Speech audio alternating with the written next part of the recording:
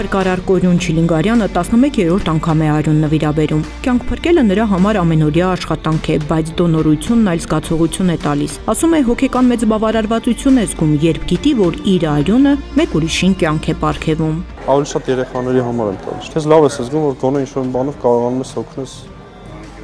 հիվանդ երեխաներին,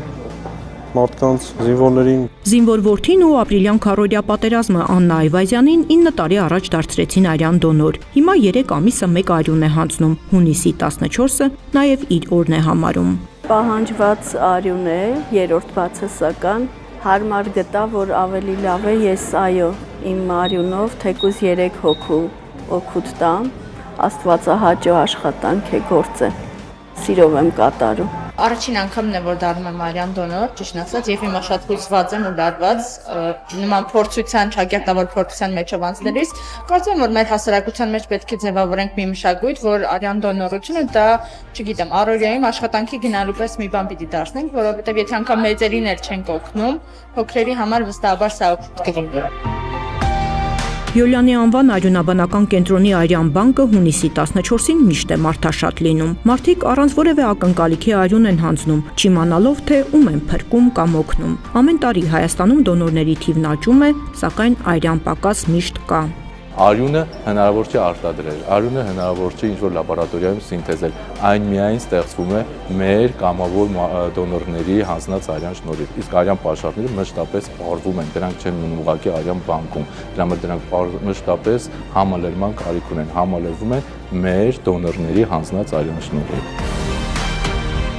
Դոնորի միջազգային օրվան նվիրված միջոցառումն իրականացվեց Կոնվերսբանկի աջակցությամբ։ Բանկը հայտնի է ոչ միայն իր ֆինանսական ծառայություններով, այլև սոցիալական նախաձեռնություններով։ Տարիներ շարունակ արյունաբանական կենտրոնի կողքին է։ Միայն այն ընկալումը, որի փոխում ես կյանքեր, ինձ թվում է դա մեծագույն պատիվ է։ Կոնվերսբանկի համար սա կորպորատիվ սոցիալական պատասխանատվության խնդիր է։ Մենք փորձում ենք միշտ լինել հասարակության այն խմբերի կողքին,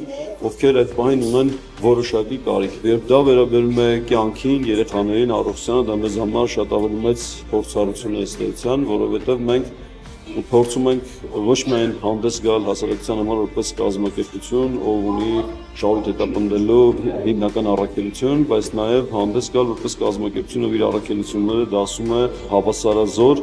եւ շահույթ հետապնդելը եւ միևնույն ժամանակ կորպորատիվ սոցիալական պատասխանատվությունը։ Մենք միայնակ ոչինչ անել չենք կարող, Կոնվերսբանկը այս տարի մեծապես աջակցեց մեզ, որ մենք կարողանանք հավուր պատշաճի կազմակերպել արյան դոնորի միջազգային օրը։